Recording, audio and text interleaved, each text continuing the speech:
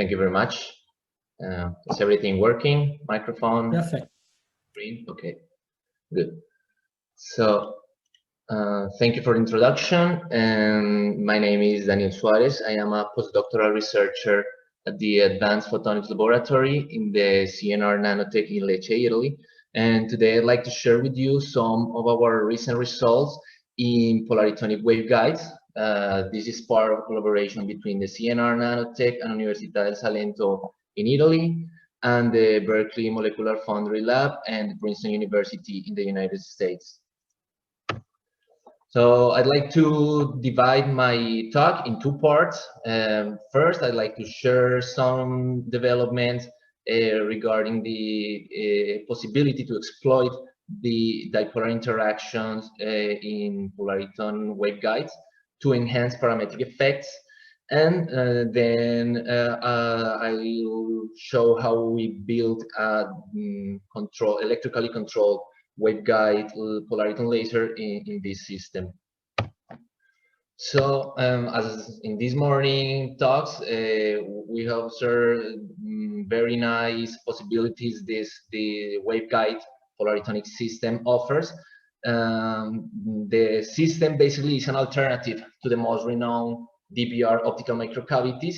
In this case, the electronic excitation is confined in a quantum well, so just like in the other case, but the optical mode is confined by total internal reflection in a semiconductor waveguide.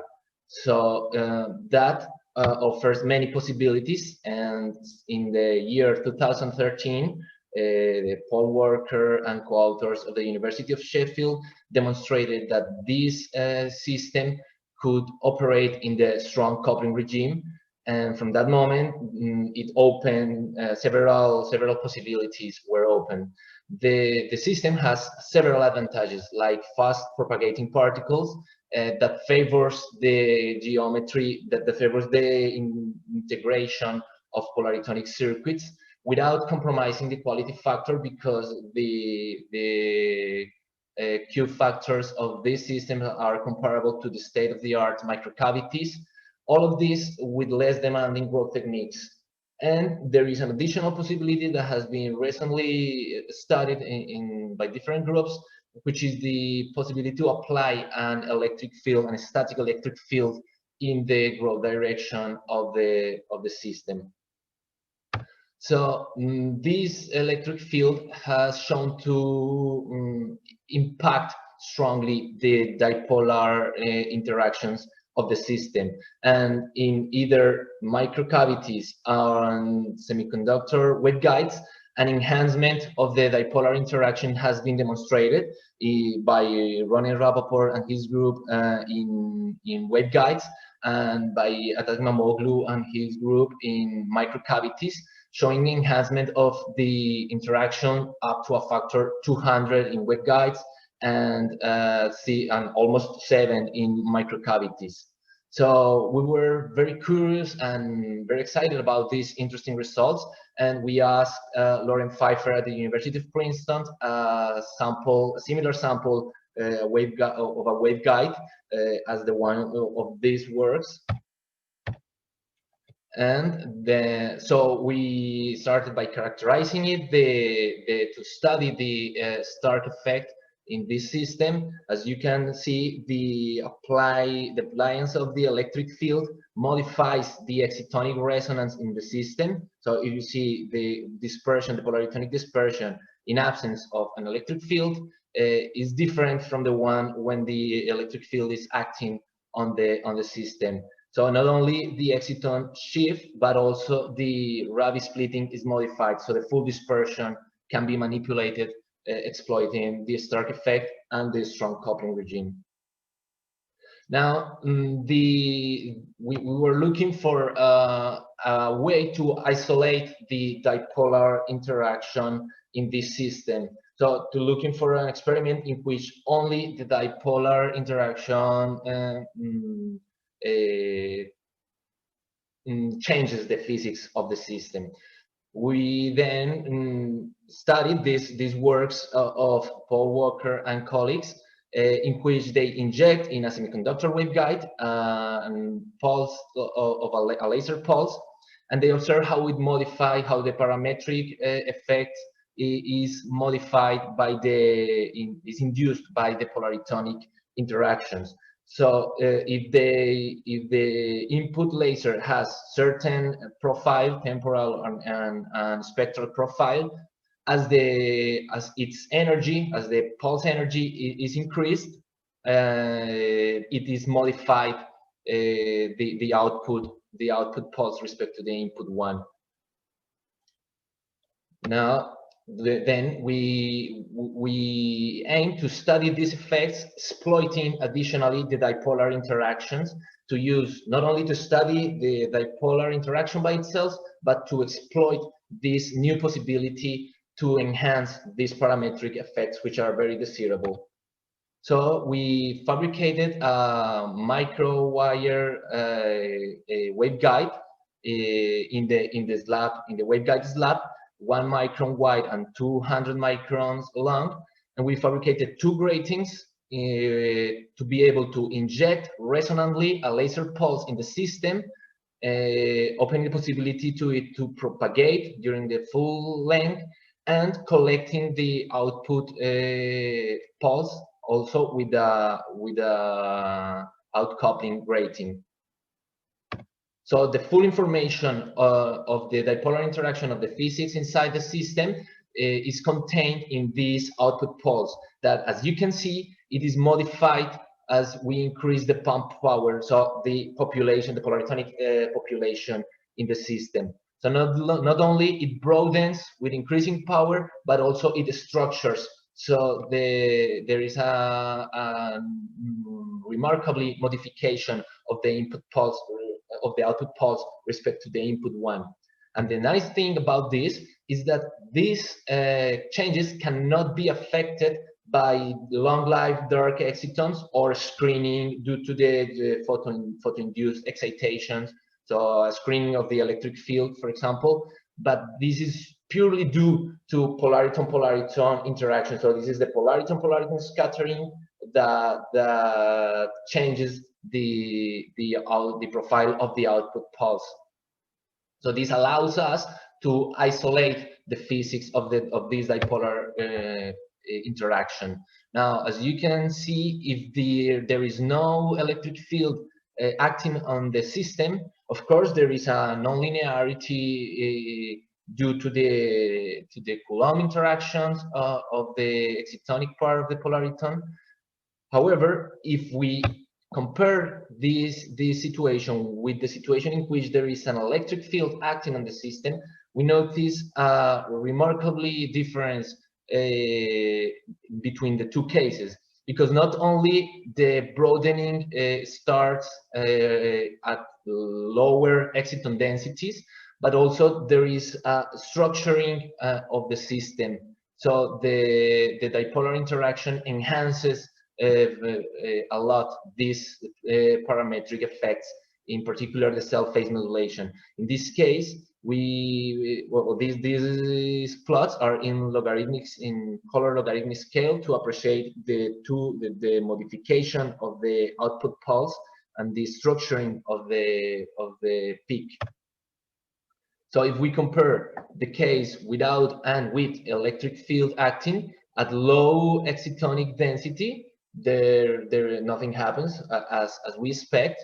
And as we start to increase the density of polaritons inside the system, we notice how the dipolar interaction induces a broadening, and after a certain value, a structuring of the output pulse. So there is a strong enhancement of the parametric effects, so the third order nonlinearities of the system.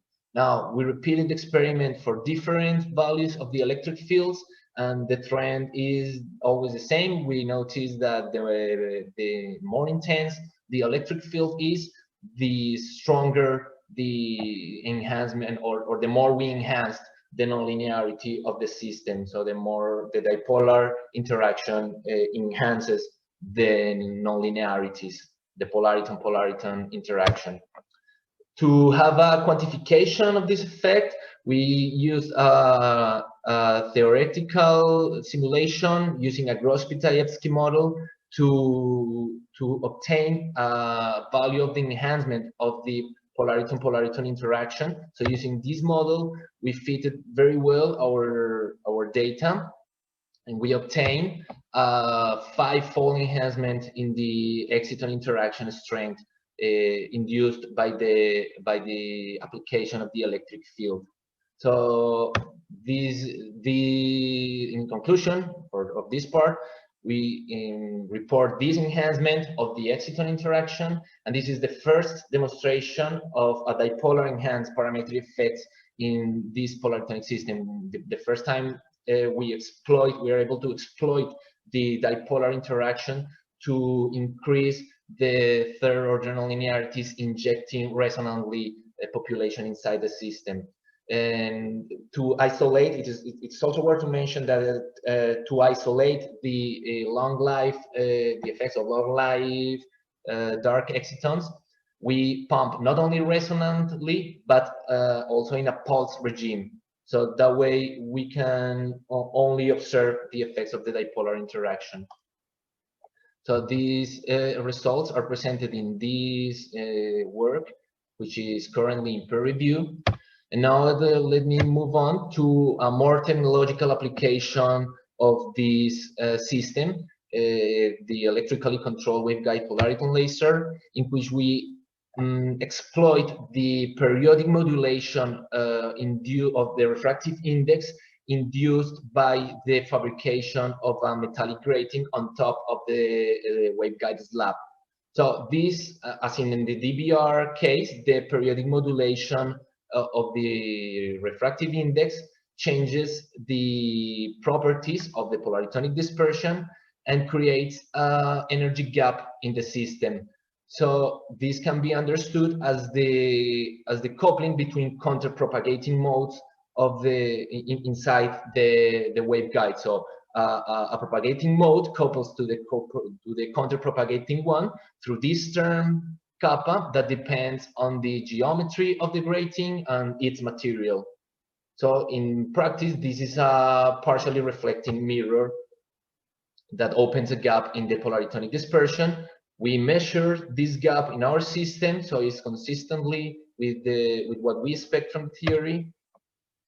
And if we fabricate two of those gratings in front of each other, then we have a Fabry-Perot cavity in this direction, the confinement of the electromagnetic field in the vertical direction due to the total internal reflection, and a gain medium, which are which is the set of quantum wells. So we have all the components for a polariton laser. Now we fabricated this device, we characterized it, we characterized its behavior in terms of the pump power. We noticed then the clear threshold behavior of the intensity, of the emitted intensity, the construction of the coherence when we compare the when we compare the light from each grating, and the reduction of the full width and the energy shift. Now we have the additional option to apply the electric field. So as I mentioned, we can not only tune the exciton resonance, but this tuning of the exciton resonance in effective terms is like tuning the energy of this Fabry-Perot mode, so the energy of our polariton laser. After a certain value of the electric field, we notice there is a switch, a jump in the Fabry-Perot mode that can be understood as a modification of the relative Q between the Fabry-Perot modes. And so after a certain value, it just overcomes the quality factor of the rest of them, and it switches the mode. So in this morning session, Jesus Zúñiga Pérez showed how they demonstrated this horizontal polariton waveguide laser in zinc oxide waveguides, remarkably up to room temperatures, by confining the electromagnetic field in between two naturally occurring cracks. So we believe that this additional control that the design of the grating has on the system, and the possibility to apply the electric field, opens very nice possibilities, like the construction of many micrometer size polaritonic lasers in a single slab without modifying the waveguide structure at all. So this work is presented in this publication. It is coming soon in Optica. And finally, let me acknowledge the Advanced Photonics group and the CNR Nanotech, especially Vincenzo Ardizzone, who was right by my side during the full work. Fabrizio Riminucci, who right now is on Berkeley working on the post-processing part of our samples, and Nick Karpowicz, who was in charge of the theoretical modelization of our work. And thank you for your attention. Thank you very much. The paper is open for questions.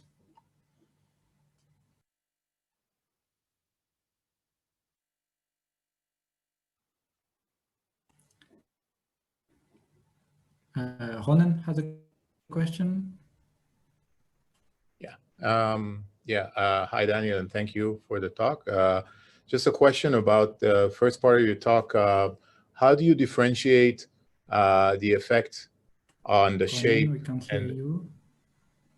Can you hear me? I can hear you, yes.